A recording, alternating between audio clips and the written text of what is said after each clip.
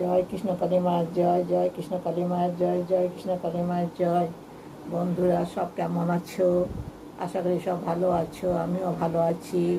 আমি তোমাদের কাছে আজকে এলাম কৃষ্ণকালী মায়ের কিছু কথা বলার জন্যে। কৃষ্ণকালী মায়ের তো জবা ফুল খাওয়ার নিয়ম আছে মায়ের। তা তোমরা জবা ফুল তো খাবে।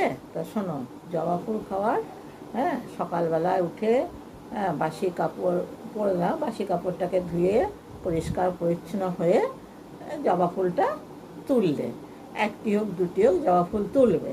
দিয়ে তুলে একটু জবা ফুলটা ধুয়ে নেবে। ধুয়ে নিয়ে এবার ধরো জবা ফুলটা তো ডাইরেক্ট খাবে, এবার মনটা খুঁতখুত করে যদি একটু ফুলটা ধুয়ে নেবে। ধুয়ে নিয়ে এসে জবা ফুলটা চিবিয়ে খাবে, আর জবা ফুলটা শীষ শুদ্ধই খাবে। খেয়ে এক গ্লাস জল খেয়ে নেবে। কেমন? এটা হচ্ছে মায়ের একটা মহিমা, মানে জবা ফুল খাওয়াটা।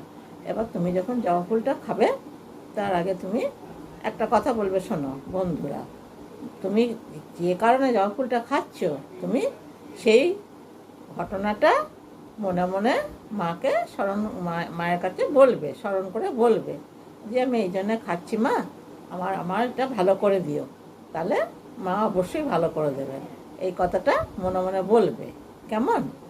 আর জবা ফুল ধরো যে যে রঙের খেতে পারো, কোনো যে লাল খেতে হবে তার কোনো মানে নয়। লালও খেতে পারো, গোলাপি, সাদা, হ্যাঁ, যেরকম হলো। এখন ঘরে তো অনেকে জবা ফুলের গাছ থাকে, হয়তো ঘর থেকে তুলে নিয়ে খেলে, আবার ধরো যদি না থাকে কিনে নিয়ে এসে খেলে। হ্যাঁ, তারপর ওইটা খাবে, খেয়ে বলে যেটা বললাম সেটা করবে। আর কৃষ্ণকালী মায়ের নাম করে জবা ফুলটা খাবে। হ্যাঁ, আর কেন খাচ্ছ সেটাও বললাম, মনে মনে বলবে, মাকে স্মরণ করবে, তাহলে ওটা আরও ভালো হবে তোমার। যে মা, আমার এই জন্য খাচ্ছি, আমার এটা ভালো করে দিও, আমি তোমাকে আবার পুজো দেবো। হ্যাঁ, আবার পুজো দিতে আসবে।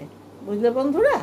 তাহলে আমার ফোনটা একটু, আমার এই চ্যানেলটা সাবস্ক্রাইব করে দিও, আর এটা লাইক করে দিও। কেমন? আমি দেখি আমার বন্ধুদের কাছে বলি, ওই জন্য বলতে এলাম। কেমন? ঠিক আছে বাবা, আসছি, টাটা।